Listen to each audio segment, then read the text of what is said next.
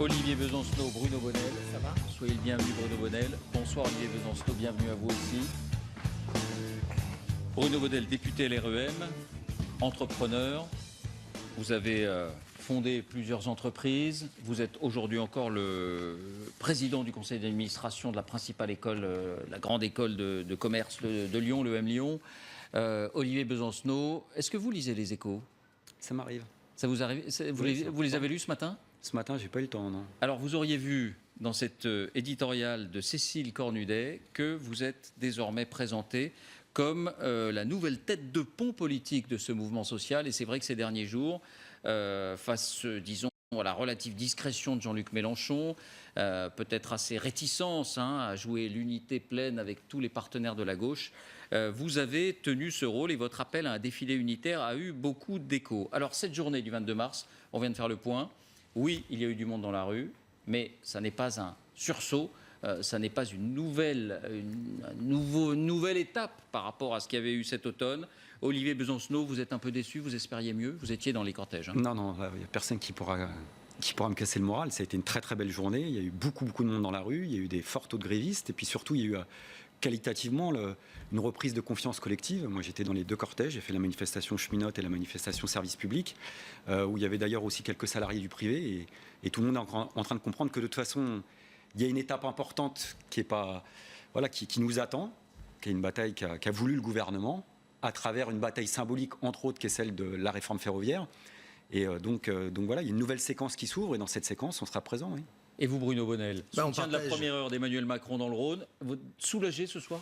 Déjà, on partage le moral. C'est déjà une bonne nouvelle. Donc ça nous fait un point commun. Ça nous fait déjà un point commun. Évidemment, il faut écouter la rue. On n'a jamais dit le contraire. Évidemment, il faut écouter l'attention portée à tous ces gens qui s'inquiètent. Mais on est dans un train de réforme sur lequel on est déterminé. Et ce qui m'étonne le plus, c'est que c'est un peu une grève préventive. C'est un mouvement avant qu'on se mette autour d'une table pour en parler. Mais juste avant, il faut écouter la rue. Elle est puissante, la rue, telle que vous la voyez aujourd'hui? Vous savez, un homme reste puissant. Ça a été montré dans plein de cas dans l'histoire. Donc, ce n'est pas le nombre qui va faire la différence. C'est qu'est-ce qu'on doit écouter de ce qu'ils nous disent. L'inquiétude. Et il faut répondre à cette inquiétude. Donc, moi, je ne crois pas que le chiffre soit finalement très important. Il est probablement décevant pour beaucoup de gens qui attendaient à un raz-de-marée. En tout cas, c'est ce que j'avais entendu un petit peu avant. Mais globalement, il y aurait deux personnes dans la rue. Il faudrait quand même les écouter. C'est ce qu'on fait tous les jours. On avait cru comprendre, Olivier Besancenot, qu'il y avait un espoir d'agrégation, le mot magique. Tous les mécontents se retrouvaient pour protester contre les réformes d'Emmanuel Macron. Vous pensez que ça a commencé à avoir lieu aujourd'hui? C'est le cas, c'est la démonstration. Un deuxième point commun, ça en fait beaucoup ce soir, c'est la détermination. Vous êtes déterminés, nous aussi. Voilà. Et ce qui est en train de se passer, c'est que justement, le premier bilan de ce soir, c'est que plus personne ne pourra dire que les cheminots sont seuls.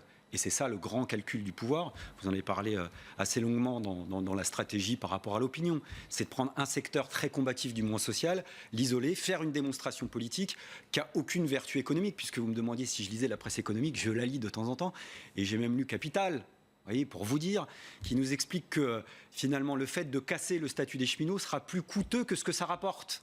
Parce qu'on a même le bilan de la privatisation des chemins de fer britanniques, pour nous le dire, et en termes de formation, et en termes d'acquis sociaux qui ne dépendent pas du statut, qui pourraient être plus importants dans le privé que ce n'est le cas actuellement dans la SNCF. C'est Capital qui vous le dit. Ce n'est pas les anticapitalistes. Donc autant vous dire que le calcul, il est éminemment politique, et ça ne marche pas. C'est-à-dire que d'ores et déjà, il y a une unité sociale qui est en train de naître aujourd'hui, y compris dans les campus universitaires. Donc personne n'imaginait, enfin en tous les cas, moi ce n'était pas mon cas, que dès ce soir on pourrait crier victoire. En tous les cas, on ne peut pas balayer du revers de la main le fait qu'il y ait eu 500 000 manifestants, plus de 500 000 manifestants aujourd'hui, mais surtout avec une conviction, c'est qu'on est dans une étape longue. Vous voyez, il y a le conflit d'Air France qui va démarrer. Il y a ce qui se passe dans les campus universitaires, il y a la bataille de la SNCF, il y a ce qui se passe dans le privé, il y a des conflits importants. Je pense notamment à mon ami et camarade Philippe Poutou, mais ce n'est pas le seul, mais qui aujourd'hui lutte avec ses collègues à Fort Blanquefort pour le maintien du site. Et vous savez que, tout compris, il y a 910 personnes sur le site, mais il y a 3000 emplois induits, donc c'est énorme par rapport à une entreprise qui se porte bien et qui a touché beaucoup de subventions publiques. Il y a des revendications aussi sur les salaires. Donc bref, il y a une espèce de mécontentement qui est en train de se cristalliser, parce que tout le monde a bien compris qu'en effet, il y aura un avant et il y en a après cette bataille sociale et politique qui s'ouvre. L'agrégation, vous la sentez, les mécontentements Là, ça fait le premier point de désaccord. Il ne s'agit pas de casser, on en a un pour faire un débat. Bien évidemment, c'est pas moi. Ça doit être un Bien manifestant, évidemment, j'ai réécouté, j'ai pas vu Capital. J'ai vu ce qui est passé à l'antenne il y a quelques minutes. Il y avait 5 leaders politiques qui défilaient en rang dispersé, chacun clamant une unité. Vous savez, dans l'armée, une division, c'est l'union des régiments. Là, une division, elle dit bien son nom. C'est la désunion militante, des schismes dans tous les sens, des postures idéologiques.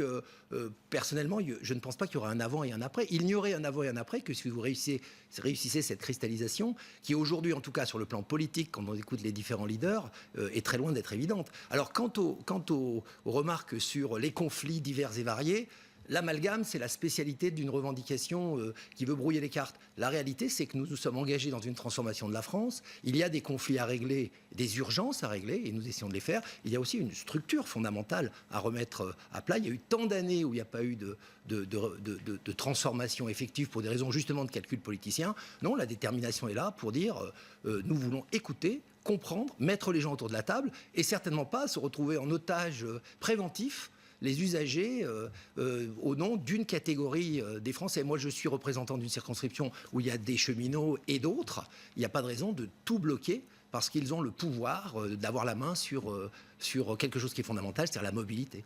Elle est parfaitement légitime, cette grève et ces mouvements de blocage. De toute façon, elle est attendue, elle est légitime, je la soutiens, j'y étais aujourd'hui, y compris comme gréviste, ne serait-ce que pour défendre le service public postal qui se porte très très mal actuellement. Il y avait un tiers des bureaux parisiens qui étaient fermés, moi je suis au guichet maintenant, il faut comprendre ces mécontentements-là, y compris du point de vue des usagers.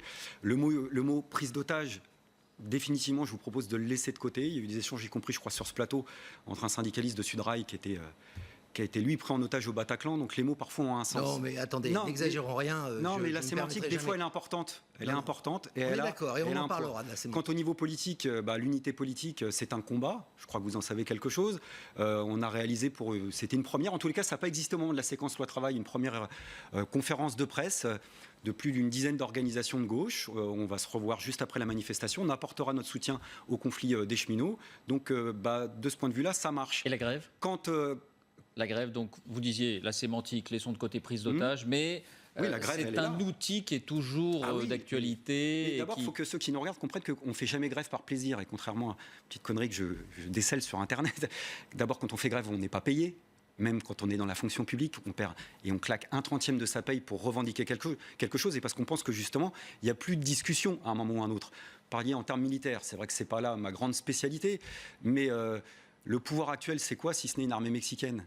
Sans troupes, ou alors si elle avait tant de troupes, y compris parlementaires, pourquoi elle procède par ordonnance ? Pourquoi il y a cette agressivité, cette volonté de passer toujours vite, toujours fort, si ce n'est de faire cette démonstration éminemment idéologique qui n'a aucune base économique. Alors, je le dis, je le répète, sur les ordonnances. Je termine juste sur un élément, pour vous donner un élément de comparaison. Le fameux coût du soi-disant statut des cheminots, c'est plus de 400 millions d'euros par an.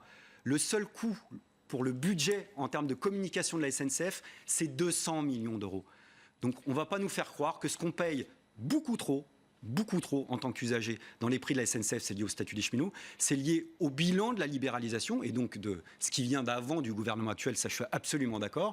La libéralisation en 97, elle nous a coûté très très cher, c'est elle qui a fait exploser la dette de la SNCF et plus de libéralisation, ça fera encore plus de coûts et malheureusement, les premières victimes de tout ça, ce ne sera pas simplement les usagers, ce sera les lignes ferroviaires qui sont aujourd'hui mal entretenu et qui risque de disparaître. C'est ce qui est inscrit dans le rapport Spinetta, comme vous le savez. Premier point, les ordonnances. Deuxième point, le statut, handicap ou bien coût finalement marginal. Je le fais à l'envers, juste pour rappeler que dans le plan qui est proposé, qui n'est toujours pas discuté, puisqu'il y a eu grève avant le tour de table qui est absolument nécessaire à la négociation, il y a 1,5 milliard d'investissements dans les investissements pour justement améliorer la qualité du service, la qualité des lignes. C'est pas simplement la position et le statut du cheminot, c'est une réforme globale et je crois qu'elle est absolument nécessaire et comprise par les gens qui ont constaté au cours des années que les choses se dégradaient. Et ce n'est absolument pas la faute des cheminots, en tout cas ça n'a jamais été exprimé comme ça. Mais sur le statut.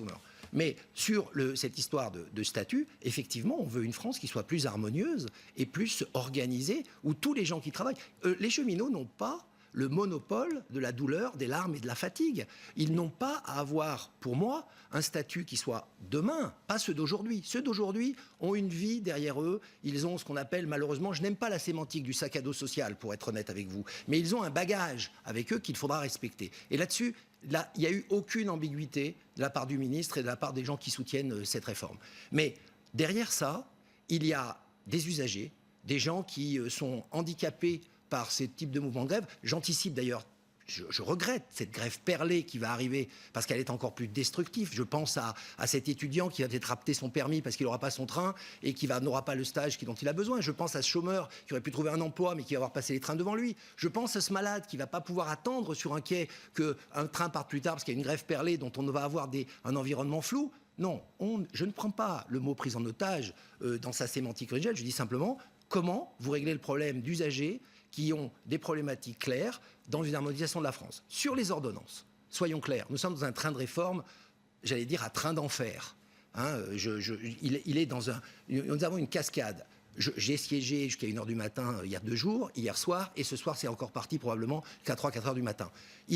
On veut que cette réforme avance, on veut que les gens puissent le voir. Le dialogue avec les partenaires sociaux, il est bien inclus dans les ordonnances. Donc on n'exclut pas ce dialogue-là. On dit simplement, nous pouvons mener une réforme efficace, digne, qui respecte les cheminots dans leur statut actuel, pour que demain, on ait un meilleur service public au niveau de la SNCF. Alors, le dialogue, malgré les ordonnances. Bah écoutez, dialogue et ordonnance, en général, ça ne va pas de pair. Mais ce n'est même pas moi qu'il faut convaincre. Hein. Quand je pense que des organisations syndicales, qu'on va dire de bon point de vue, assez modérées, sont vent debout contre la politique du gouvernement, y compris dans le domaine ferroviaire, c'est bien parce qu'elles sont assis à une table et puis qu'on leur a dit non, non, non et renant. Donc de toute façon, de ce point de vue-là, le bilan, il est fait.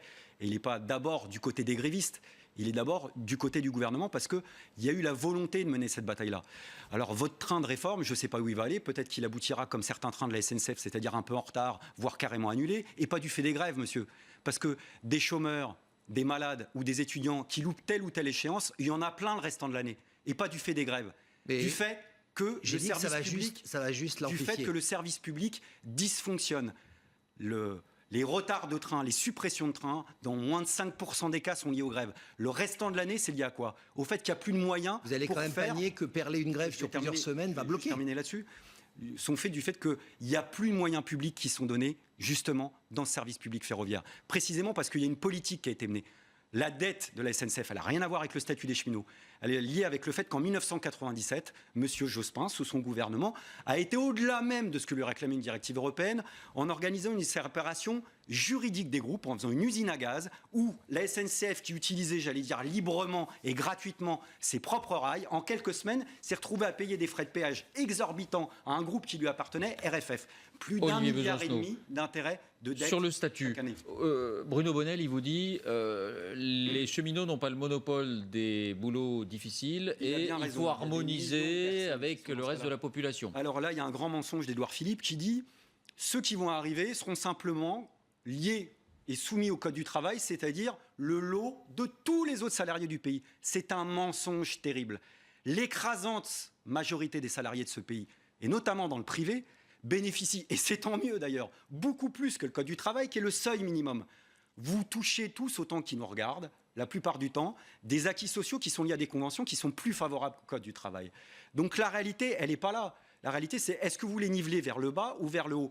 Chaque profession, chaque secteur a des acquis spécifiques. Donc on peut en effet monter les gens les uns contre les autres. La vraie discussion pour moi, et là, ça va faire un troisième dernier point commun, ça va devenir suspect, c'est qu'en effet, c'est une réforme globale.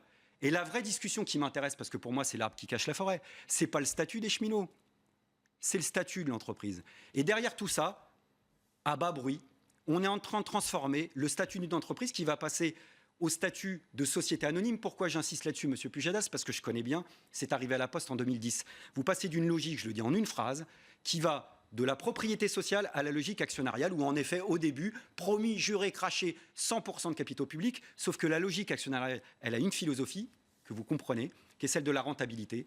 Ça veut dire qu'on va maintenir à terme uniquement ce qui est rentable. Et je vais vous dire un grand scoop, les lignes rentables ferroviaires dans ce pays, il y en a quasiment pas. En tous les cas, c'est une infime minorité. Et je vais vous dire un autre scoop, pour moi, c'est pas grave. Même une ligne qui n'est pas rentable, faut se donner les moyens de la maintenir. Alors 2 points, Bruno Bonnel. D'abord, on nivelle vers le bas avec le statut, enfin en mettant fin au statut des cheminots pour les entrants. Ça, c'est un point sur lequel je voudrais vous entendre. Et puis deuxièmement, le changement de statut de l'entreprise globalement, est-ce qu'il ne prépare pas la privatisation ou la fermeture des lignes pas rentables?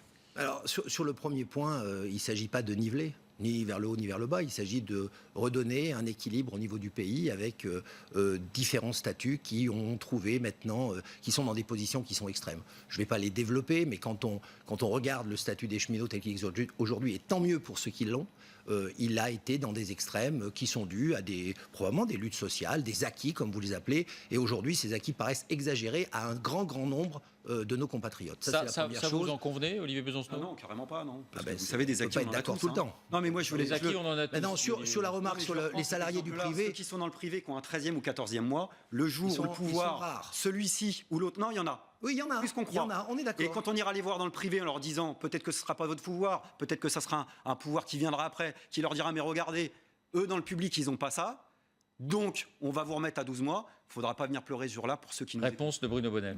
La réponse c'est que dans la réforme globale du travail qu'on a présenté il y a quelques mois, il y a le mot confiance. Il va falloir rétablir la confiance à un moment donné. On ne peut pas juste anticiper toujours le pire. Ce n'est pas possible. Les chefs d'entreprise d'aujourd'hui ont des attitudes qui ne sont pas systématiquement tournées vers une autorité, une subordination. J'ai déjà entendu M. Mélenchon et de nombreux leaders sur ces positions-là. J'ai été chef d'entreprise. Je ne le suis plus. J'ai choisi d'être député pendant 5 ans. Je retournerai peut-être, parce que j'ai dit que je ne ferai qu'un mandat dans ce moment politique. Il n'empêche que les gens avec qui je traitais, mes employés, étaient plus des collaborateurs. Et dans le privé, on va de plus en plus vers ça. Je vous invite à regarder le rapport de M. Sinard et de Mme Notat qui vient d'être présenté. Et je vous invite vraiment à le regarder. Parce qu'elle essaye de pousser l'idée justement d'entreprises qui n'ont pas comme seul objectif la rentabilité, mais qui prennent conscience du bien commun, qui prennent conscience de l'impact que la société a sur son environnement et sur sa réalité sociale. Je pense que les choses sont en train de changer, M. Besancenot. Il faudrait presque faire un vie ma vie. Je vais à la poste et puis vous allez prendre ma place. Et puis à ce moment-là, vous allez voir. J'embauche à midi. Eh ben, écoutez, ça ferait avec plaisir. Malheureusement, demain, je serai dans ma circonscription. Alors, qu'est-ce qu'il verrait, Olivier Besancenot? Eh bien, il verrait que la réalité de l'entreprise n'est pas la caricature qu'il décrit, surtout dans le privé. Je suis fils de fonctionnaire. Je suis fils d'instituteur et de sténodactylographe. Donc, je suis l'héritier de mon métier, uniquement. C'est pas parce que je porte une cravate, je la porte par respect pour mes électeurs. Mais si vous voulez, je l'enlève. Et puis on peut parler autrement. Ni de votre cravate, ni de votre parcours personnel. Je vous ai posé une question simple sur le statut de l'entreprise. Je dis, vous avez une vision de l'entreprise qui date. Et c'est dommage, parce que vous êtes beaucoup plus jeune que moi. Vous devriez regarder l'entreprise telle qu'elle est aujourd'hui, avec des chefs d'entreprise qui essayent de comprendre l'intérêt de leur personnel. Vous me parlez des drames de transformation avec des plans sociaux, des plans de licenciement qui sont compliqués. Est-ce que vous croyez que c'est un plaisir que prennent les chefs d'entreprise à dire tiens, je vais faire un plan social, ça va me faire des économies? Bien sûr que non. Alors, sur les patrons de Ford, excusez-moi. Réponse d'Olivier Besancenot. Je vous dis, il faut parler avec eux. Est-ce que les rapports dans l'entreprise peuvent être en train de changer? Parce que, oui, mais premièrement, je suis bien placé pour le savoir. Monsieur, j'ai un grand scoop pour vous. Je travaille dans une entreprise. Voilà. Ouais, mais je travaille dans une entreprise. Et les mots collaborateurs, moi, je passe mon temps à avoir des espaces-temps communication, on m'explique qu'on est tous collaborateurs, mais qu'il faut de la rentabilité, qu'il faut vendre ceci, qu'il faut vendre cela. Malheureusement, à la Poste, c'est déjà la réalité que je suis en train de vivre. Je la connais, cette réalité-là. Voilà. Maintenant, pour dire que j'ai une vision caricaturale de l'entreprise, c'est votre point de vue en tant que militant. Daté. Tous les combats, c'est votre point de vue, je ne me permettrai pas de le dire. Voilà, je ne sais pas, moi je sais pas à quel moment je vous situe dans l'espace ni dans le temps. Je ne me permettrai pas d'avoir ce jugement de valeur.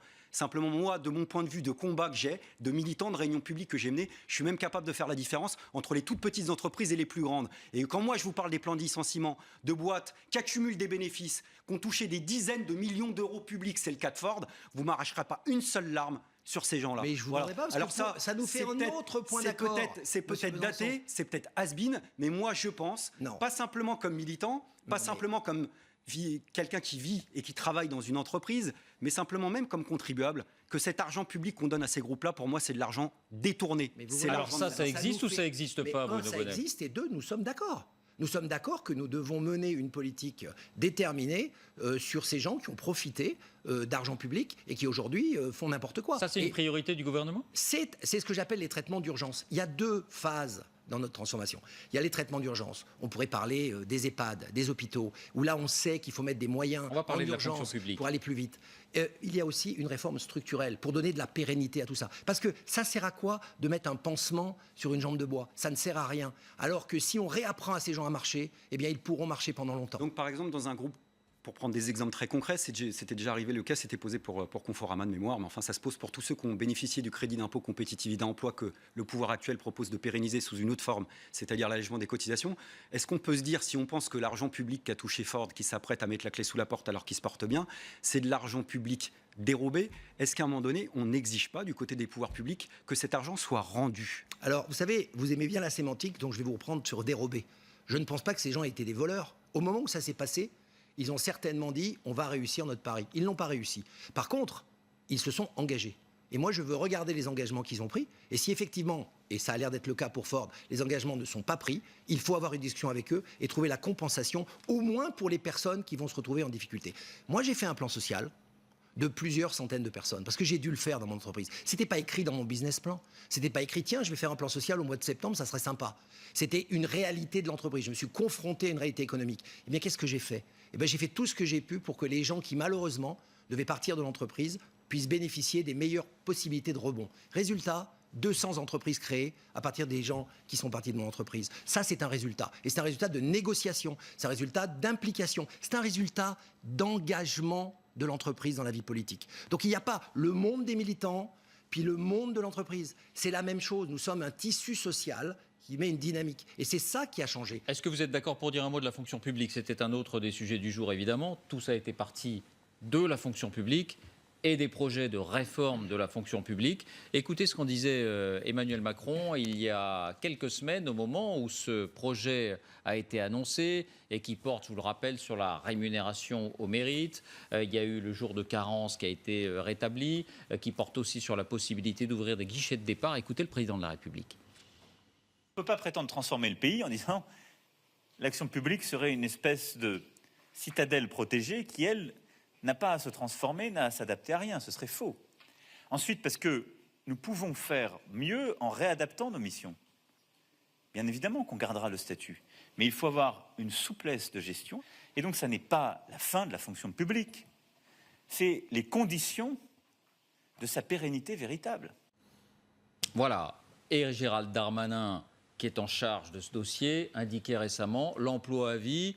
C'est pas dans nos projets dans l'immédiat, mais dans l'absolu, pourquoi pas? Est-ce que ça a encore un sens? Olivier Besancenot, adapter la fonction publique, là aussi, où rien n'a changé depuis des années, est-ce que c'est un projet de bon sens? Alors vous savez, je vais vous dire, parce que là, comme ça tourne un petit peu, là, les conservateurs dans l'affaire, c'est pas moi. Ceux qui proposent de revenir en arrière, c'est ce gouvernement et les gouvernements précédents, qui en réalité nous font revenir 100 ans en arrière. Et du point de vue des services publics, si vous prenez la carte des chemins de fer, vous verrez qu'il y a de moins en moins de lignes ferroviaires qu'il y a 100 ans, précisément pour des choix de libéralisation. La machine à remonter le temps, elle n'est pas de mon côté. Moi, vous savez, le monde, il bouge. Non, sans déconner. Sérieux, le monde bouge. Ouais, il bouge. Le problème, c'est pour faire quoi? Moi, je peux prendre des tas d'exemples concrets. Vous savez, moi, par exemple, je vais vous prendre un exemple tout bête, qui me vient en tête là maintenant, l'automatisation. Permettre à certaines personnes d'avoir des prestations plus faciles, vite fait, leur rendre service. Vous croyez que je vais être contre? Mais le problème, c'est que c'est pas une... Comment dire? On ne peut pas prendre, par exemple, l'automatisation comme une fin en soi. L'automatisation, ça peut être un support pour aider la population. Ça peut être aussi une machine pour supprimer la masse salariale. Et donc là, je parle de mon vécu, de ce qui se passe à la Poste actuellement, très concrètement.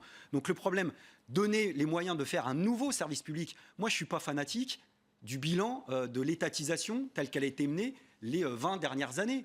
Si c'est pour remplacer un patron privé par un patron public avec la même politique, ça ne m'intéresse pas. Moi, je suis pour de nouveaux services publics où les usagers, par exemple, je ne prends qu'une proposition concrète, il y a un droit de regard.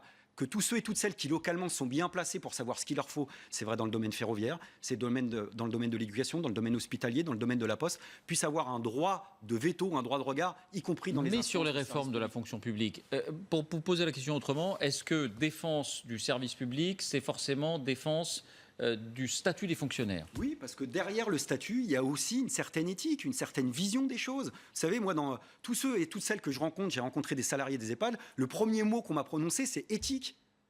c'est éthique, c'est vocation, c'est aimer leur boulot. C'est des gens qui sont absolument en colère de ne plus avoir les moyens de mener correctement leur métier.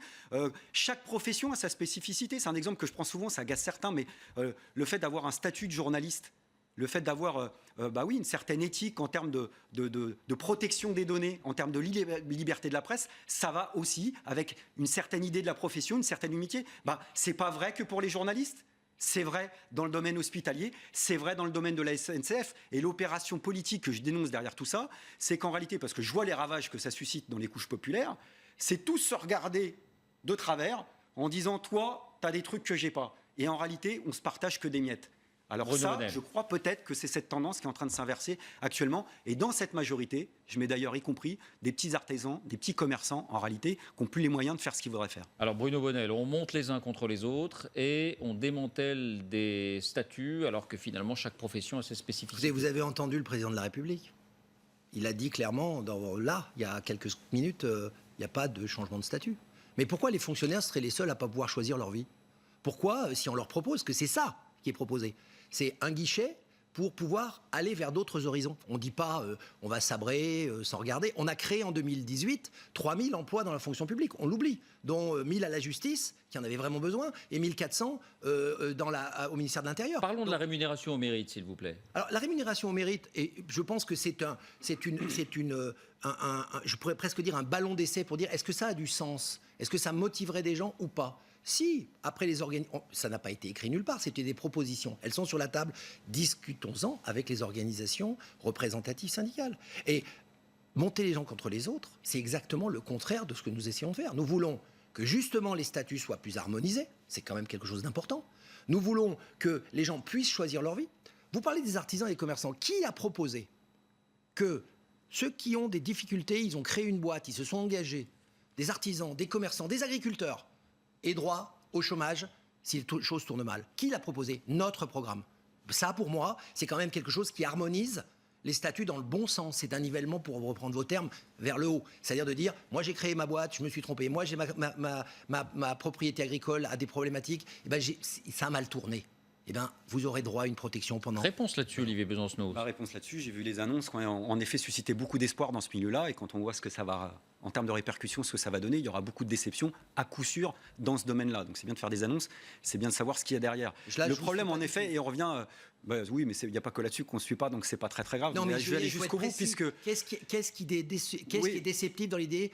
Au lieu d'avoir rien, vos propres chiffres, vous aurez quelque chose. Non, qui parle de ça? Je vous dis simplement dans vos propres projections et les annonces gouvernementales. Mais comme vous le dites, discutez. Moi, je ne suis pas le représentant. J'ai pas cette prétention-là. Ce serait quand même un peu cocasse que je ne suis pas le représentant des artisans et des petits commerçants. Mais vous discuterez aussi dans ce secteur-là. Je pense que même dans ce secteur-là, vous aurez des déboires. Quant à la question de la rémunération dans la fonction publique, au mérite. Oui, ceux et celles qui nous regardent. Alors d'abord, à la Poste, par exemple, il y a plein de primes d'intéressement, il y a plein de trucs dérisoires. On nous fait miroiter ce truc-là pour en réalité contourner. Mais ça, c'est propre à tous les secteurs, publics comme privés. C'est qu'on a toujours plein de moyens pour jamais répondre à la question essentielle, augmenter les salaires, augmenter les revenus. Et alors là, pour le coup, c'est pas le propre de votre gouvernement. Ça fait maintenant des années qu'on trouve des numéros de pirouette pour jamais vous dire on peut augmenter les salaires. Moi, je suis pour augmenter les salaires. Et la réalité, c'est que dans la fonction publique, on a gelé l'indice des fonctionnaires depuis plusieurs années maintenant, et ce mécontentement, il compte. Et il va revenir sur la table par une grève qui est celle d'Air France, notamment, alors qui n'est pas là, en l'occurrence, la fonction publique, soit. Mais quand vous avez un groupe qui annonce 35% d'augmentation de son chiffre d'exploitation, comme c'est le cas d'Air France, qui se porte comme elle ne s'est jamais aussi bien portée depuis 2007 ou 2008, que les salaires ont été bloqués depuis 5 ans, et que vous leur proposez 1% d'augmentation divisé en 2 temps, je voudrais dire à ceux qui nous regardent, voilà pourquoi il va y avoir une grève à Air France. Alors, il va vous répondre sur ce point, mais vous avez un peu esquivé sur la rémunération au mérite, Olivier Besancenot. Fondamentalement, sur ce principe-là, pourquoi y êtes-vous opposé? Mais pour la raison que je vous expliquais, sauf à changer parce que vous dites que c'est un moyen de ne pas faire des augmentations générales. Sinon, c'est une manière d'augmenter les salaires, en l'occurrence. Non. Augmenter la grille d'indice. Voilà. Pourquoi il y a un gel sur les indices? Vous avez raison. Il y a une grille. Écoutez, moi, j'ai prêté serment. On m'a dit, voilà, moi, je suis fonctionnaire. On m'a dit, ça se passe comme ça. Et puis après, on va dire, bah non, on va trouver une autre astuce pour dire qu'en réalité, ça va pas se passer de la même manière. Mais c'est pour ça que je vous dis que c'est pas que le public qui est concerné. Dans le privé, c'est la même chose. Tout ce qui est intéressement, Mais pardon, pour ceux qui nous écoutent, est-ce que ça n'a pas un effet incitatif positif? Voilà, ceux qui s'impliquent le plus dans leur travail seront mieux rémunérés. C'est pas ça. Je vais vous dire quelque Je vous chose. pose ça de façon très candide. Mais moi, je vais répondre de façon très candide. Donnez-moi un 13e mois. Je vais faire des trucs de ouf. Vous voyez ce que je veux dire? Moi, le 13e mois, je ne l'ai pas. Moi, je ne suis pas le seul. On est plein comme ça. Ça n'a pas de Plein. vertu incitative de dire... Non, mais d'être bien payé, on est nombreux à réclamer ça. Mais d'être bien payé, moi, je vous le traduis sans le logiciel libéral, sans les trucs d'intéressement et des machins. Augmenter les salaires. La réalité, c'est qu'il y a les moyens d'augmenter les salaires dans ce pays. La réalité, c'est que si on reprenait simplement ce qui a été fait au détriment des salariés depuis 30 ans, on pourrait augmenter tous les revenus de 300 € net par mois dans ce pays. C'est-à-dire en récupérant les 10% du PIB qui ont été dans la poche du capital et qui a été volé à la majorité de la Réponse population. de Bruno Bonnell sur le point d'indice, bref, sur l'augmentation générale des salaires, pourquoi pas? Petit 1, la rémunération au mérite, elle n'est pas forcément individuelle, elle peut être collective. Ça peut être une action collective où on réussit quelque chose ensemble, un projet d'entreprise, une réussite de transformation numérique, que sais-je. La rémunération au mérite n'est pas forcément individualisée, ça c'est le premier point. Le deuxième, c'est que on peut avoir des arguments, des chiffres, on peut passer la nuit à s'envoyer des chiffres, le 300 €, le 800, le 80. Je ne les connais pas, je ne sais pas comment ils sont calculés, et finalement, ce n'est pas vraiment ça le sujet. Le sujet, c'est si vous n'avez pas des investissements sur les entreprises, il n'y aura pas de création d'emplois. Et la mécanique, elle est de ménager en même temps, vous connaissez bien ce terme maintenant, on l'a utilisé suffisamment longtemps, l'investissement, l'incitation à l'investissement pour créer de l'emploi. L'objectif, c'est de créer de l'emploi. Et si, comme impact, ça a une augmentation de salaire, bien sûr, il faudra partager les fruits de cette valeur. C'est d'ailleurs, encore une fois, dans le discours du président et dans la ligne de notre programme. C'est-à-dire que nous voulons partager plus de valeur une fois que les entreprises seront reparties. Mais il faut faire repartir la machine. Alors on peut contenter de la regarder comme ça en disant elle est bloquée, et elle est bloquée, et elle est bloquée, et faire de l'incantation. La réalité, c'est qu'il faut faire repartir la machine. Vous qui me parliez du passé, votre théorie, c'est une théorie qui date de 1974, au bas mot, qui est la théorie de Schmitt, le chancelier allemand. C'est les profits d'aujourd'hui feront les emplois de demain. Et au nom de cette théorie, des politiques libérales ont été menées systématiquement dans le même sens. Donc pour traduire, c'est simple, il faut donner et accepter qu'on donne un maximum au profit des entreprises parce que demain, vous verrez d'une manière ou d'une autre les retombées en termes de salaire. En Allemagne, ça a été plutôt intéressant. En réalité, dans toutes les sociétés qui ont testé ça, on n'a jamais redonné autant à la finance, on n'a jamais donné autant aux dividendes des actionnaires, qui pour moi sont ceux qui parasitent le plus le fonctionnement économique. Vous m'avez donné un scoop, je vais vous en donner un. Je suis d'accord avec vous que cette financiarisation, pour l'avoir expérimenté dans mes entreprises, c'est-à-dire avoir été patron d'entreprise de côté d'une société boursière dans laquelle je devais des comptes à des actionnaires, j'étais le premier à dénoncer l'idée qu'il fallait peut-être arrêter cette systématique de dire il faut que ça soit qu'au bénéfice des actionnaires. C'est ce que nous engageons. Je vous invite encore une fois à regarder ce rapport. C'est la stratégie que nous voulons mener. Le rapport Nota-Sinar, qui est vraiment remarquable.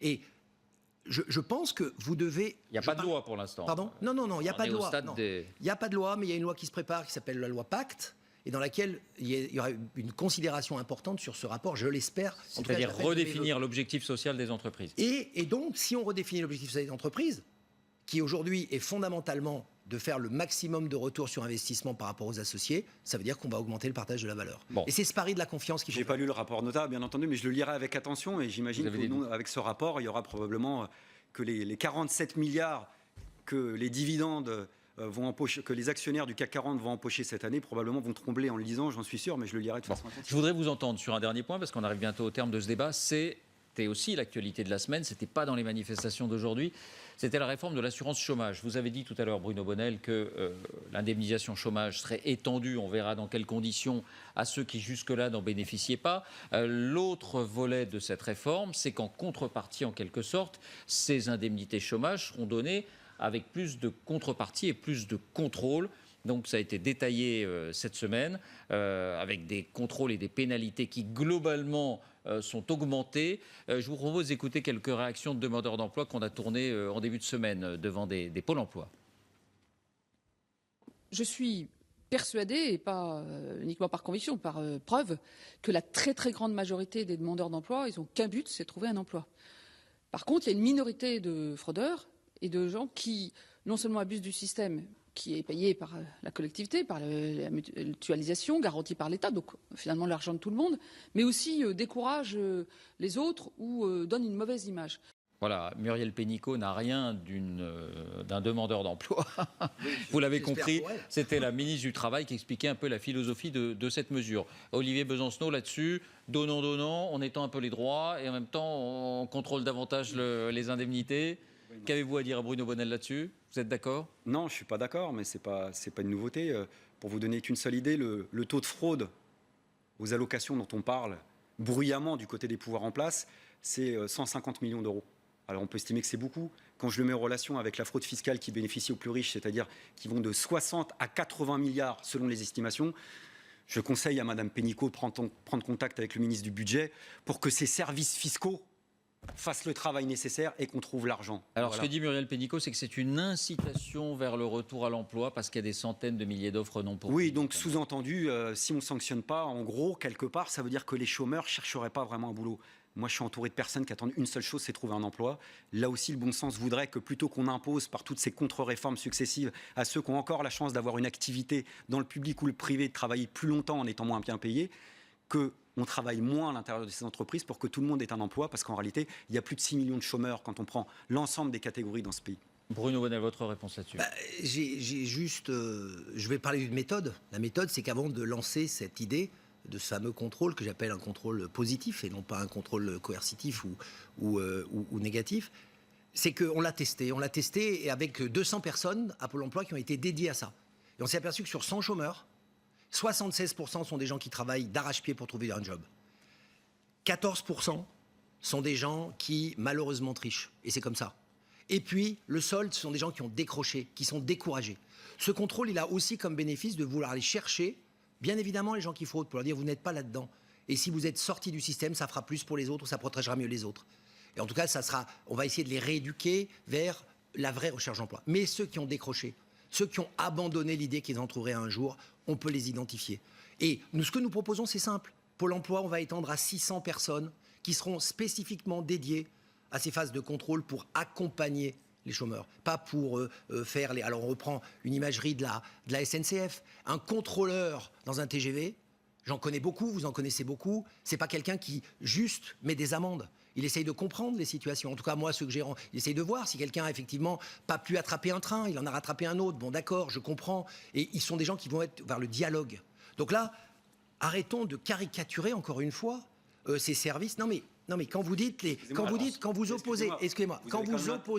vous opposez la fraude fiscale et le remboursement... Non, c'est une suggestion pour aller chercher de l'argent, puisque le gouvernement cherche. Maintenant, vous avez l'intelligence de comprendre que je ne parlais pas des agences de Pôle emploi. Les agents de Pôle emploi, d'ailleurs, qui étaient en grève aujourd'hui, j'en ai croisé plus d'un, et qui disent que quand même c'est un con qu'on s'apprête à supprimer des emplois à Pôle emploi au moment même où on nous explique qu'il faut encore plus d'accompagnement. Je mets ça de côté. Le mot sanction, c'est pas moi qui le prononce, je l'invente pas. Il vient de la communication gouvernementale. Alors après, on peut faire des grands numéros de claquettes pour expliquer que des sanctions éventuelles vont refaire venir dans le circuit d'un sujet que vous évoquez à juste titre, qui est ceux qui actuellement sont découragés et qui sont extrêmement nombreux. On a une estimation qui est probablement énorme, peut-être 20% des chômeurs qui ne bénéficient pas de leurs prestations. Pourquoi? Parce qu'elles sont déjà en manque d'accompagnement. Alors, si aujourd'hui on met plus de sanctions, vous allez me faire croire que ces personnes qui décrochent vont se dire tiens, je risque d'être sanctionné. Bonne idée. C'est l'inverse. Je vais à Pôle emploi. C'est l'inverse. C'est les repérer pour savoir pourquoi. Oui, mais là on ne parle pas de ça. Les sanctions qui ont été mises en avant dans la presse, c'est pas moi qui les ai inventées. C'est un mot qui fâche, sanction? Non, mais c'est pas un mot qui fâche. Il y a des droits et des devoirs quand on est également en situation d'aller à Pôle emploi. Le droit, c'est le droit à la protection. Le devoir, c'est le devoir de chercher un boulot. Et c'est bien ça depuis le début. Je pense que là-dessus, nous sommes tous d'accord. La France entière est d'accord que le devoir de chercher un boulot, c'est participer à la société d'une façon collective. Et c'est ce qu'on essaye de rattraper avec ces décrocheurs qu'on a tous les deux identifiés. L'info en plus, et ça va vous intéresser aussi, je pense, et je serais curieux d'avoir votre avis là-dessus. Le vent est-il en train de tourner pour Facebook, le géant américain dans la tourmente, trafic de données, peut-être une taxe européenne, chute en bourse. Jennifer Knock nous rejoint pour l'info en plus. Bonsoir Jennifer. Bonsoir David. Qui aurait pu croire que le géant américain, paré de toutes les vertus et d'un avenir radieux, allait trébucher, peut-être plus que ça? De quoi s'agit-il? Eh bien, la tempête souffle tellement fort que, vous l'avez dit, l'empire Facebook commence à vaciller sérieusement. Imaginez-vous que le titre de Facebook a perdu 49 milliards d'euros en 4 jours à Wall Street. Alors, c'est un Scandale politique qui est en train de faire trébucher son fondateur Mark Zuckerberg. On a découvert qu'une société britannique, Cambridge Analytica, avait collecté sans leur consentement les données de 50 millions d'utilisateurs au profit de la campagne de Donald Trump. Sans le consentement de Facebook. Sans le consentement. Résultat, le patron de Facebook, milliardaire géant du net, a dû mettre un genou à terre et présenter des excuses publiques.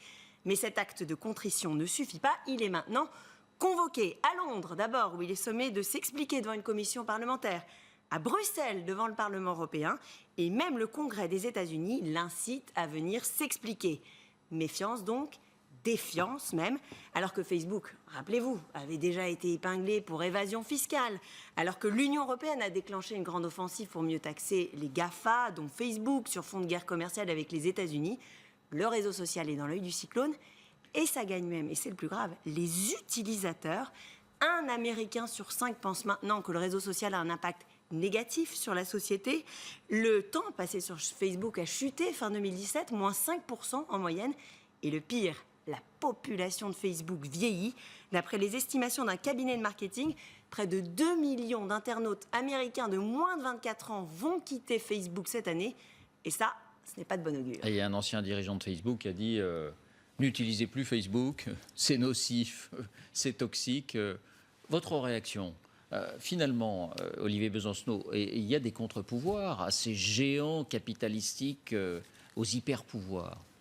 Il y a surtout des limites internes au sein du système capitaliste, c'est-à-dire que ce secteur qui s'est extrêmement développé sur la base de la collecte des données, qui a acquis une position parfois même de monopole, capable peut-être même de rivalité en termes de pouvoir avec les grands secteurs industriels ou même bancaires, sont aussi rattrapés par ces secteurs-là. Je pense qu'il ne faut pas être tout à fait naïf, puisqu'en termes de contre-pouvoir, je dirais qu'il y a des contradictions. Ça souligne la fragilité de cette soi-disant nouvelle économie, de ce capitalisme qui pouvait se renouveler lui-même. Je rappelle qu'il y a eu un mini-crack boursier il n'y a pas plus qu'un mois. Donc là aussi, la financiarisation de l'économie, elle est toujours présente.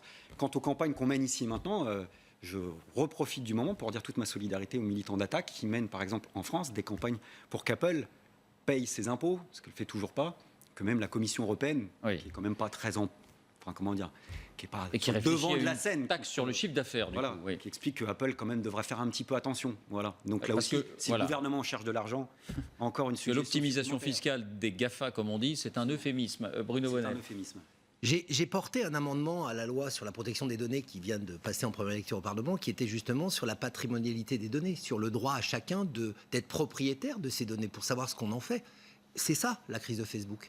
Facebook s'est approprié des milliards de données sans en demander l'autorisation. C'est un petit peu comme si on avait pris le droit sur toute votre propriété intellectuelle et qu'on se mettait à éditer des livres ou les vendre à d'autres. Donc, je suis heureux de cette crise.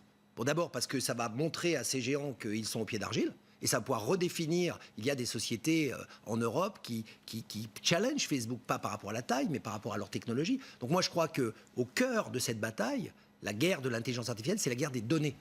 Et donc ça va réveiller les gens sur la conscience qu'ils ont et la valeur portée à ces données, non pas pour les monétiser. Je vous rassure tout de suite, c'est pas pour rentrer dans un autre système de monétisation, c'est simplement pour savoir ce qu'on en fait. Et je crois que c'est ça la crise de Facebook. Moi, je l'appelle de mes voeux. Quant aux excuses de Mark Zuckerberg pour avoir connu beaucoup d'Américains, c'est un coup de bluff. Il va falloir qu'il fasse un petit peu mieux pour redresser le cours de Facebook. Merci à vous deux. On dirait un autre point d'accord. Merci pour ce débat intéressant et de bonne tenue, respectueux. Merci à vous deux. Merci Jennifer. Dernier point sur les manifestations. 323 000, c'est la totalisation du ministère de l'Intérieur sur le nombre de manifestants partout en France. 500 000, c'était le chiffre des syndicats. Merci de nous avoir suivis.